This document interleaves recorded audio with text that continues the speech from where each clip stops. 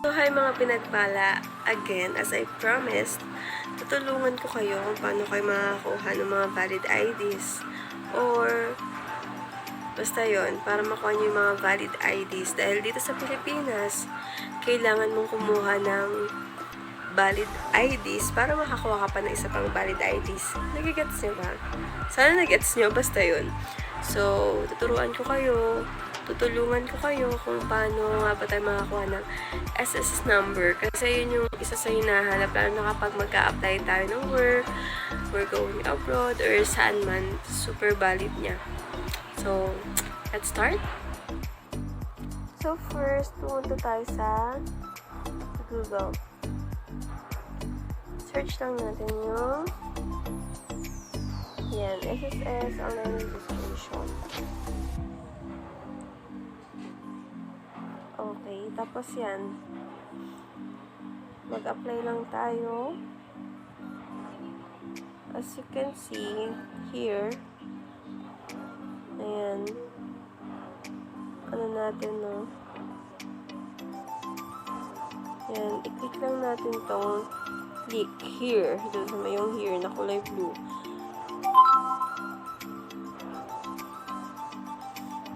Basahin nyo. Kahit wag na bala kayo. Start.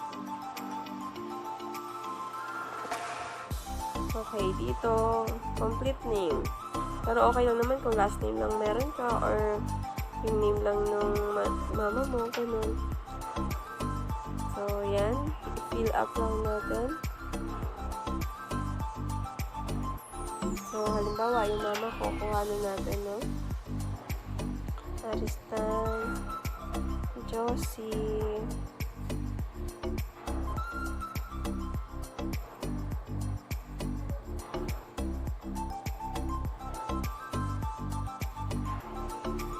Labrador.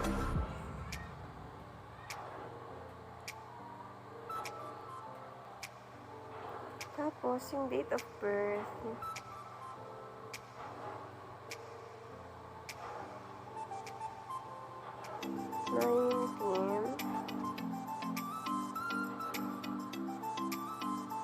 1965 si mama. So, baba lang natin.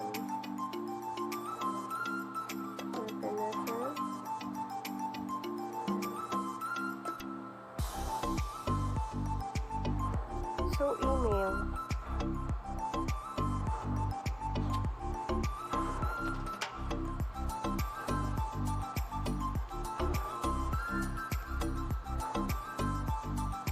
And, check na lang another robot. Tapos, check. Then, submit. So, yan. Check the email confirmation. Punta lang tayo sa email natin. So, now, we will go to our email. So, ayan. Nabuksan ko na kasi siya automatic. So, ayan. So, i-click down natin yung link na sinend nila, which is itong blue. And go. Tapos, fill out na natin itong mga missing na info.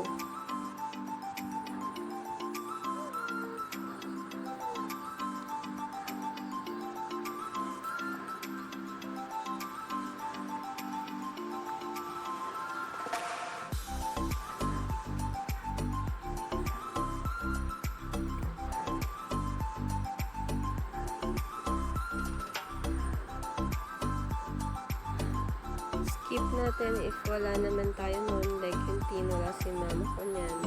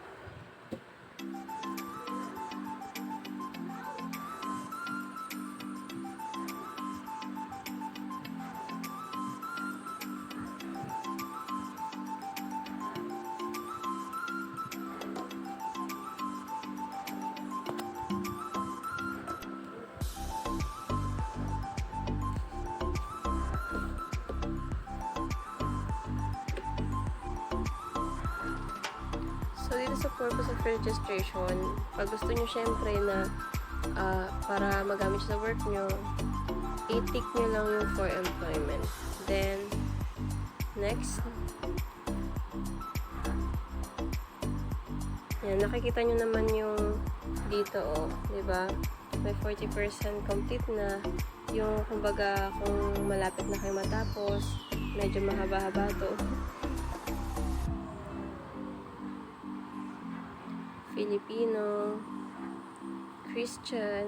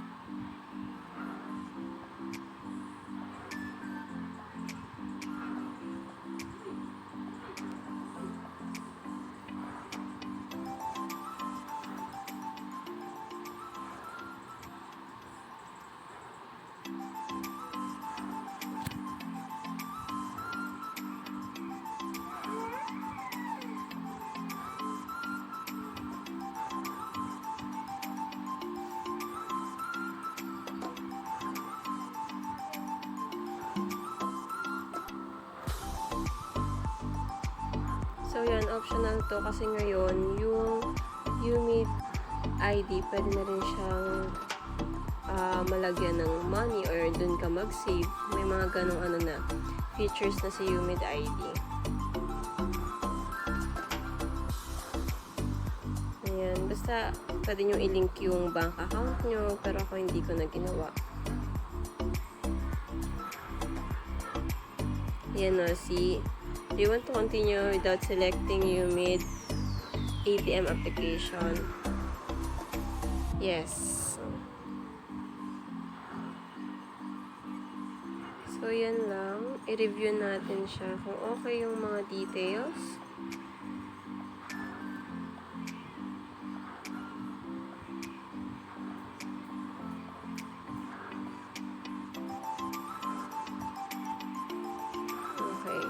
Generate SS number. Once submitted, you can no longer go back and update your information. Are you sure that all information are true and correct? So, tick yes. So, yan.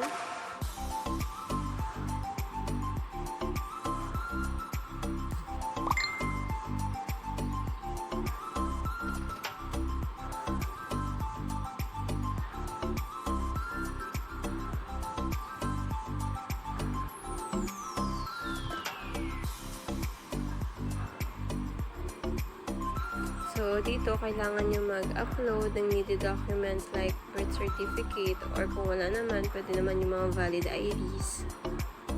Yan.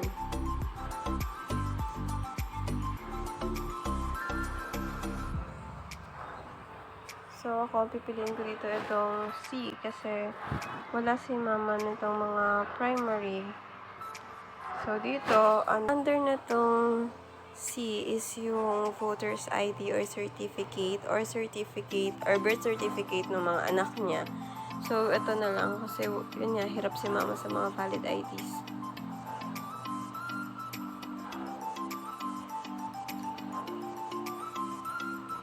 Submit.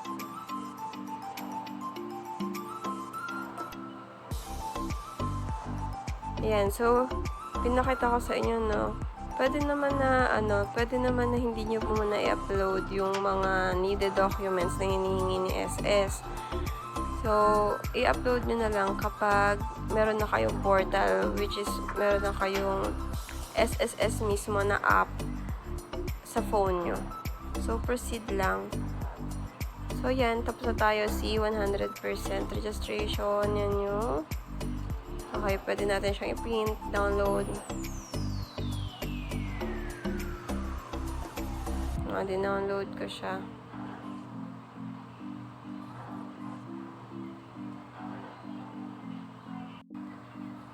So, ayan, ito na po yung ating SSS form. Yan, with SSS number. Yung second page, which is yung mga reminder lang din naman. Okay, so, yan. So, done. Kailangan lang ating pindutin yung done. Ito yung sasabi ko sa inyong portal. Yan na, member, employer, ganyan. So, pwede kayo dyan gumawa. Pwede kayo dito mag-apply doon sa may SSS. Kung meron na kayong SSS, no? So, ako meron na ako dyan. Dyan makikita nyo yung contribution, which is maganda talaga. So, yun na. Doon na natin tatapusin yung video na to. Thank you, and please like, subscribe, and click the notification bell for more updates. God bless!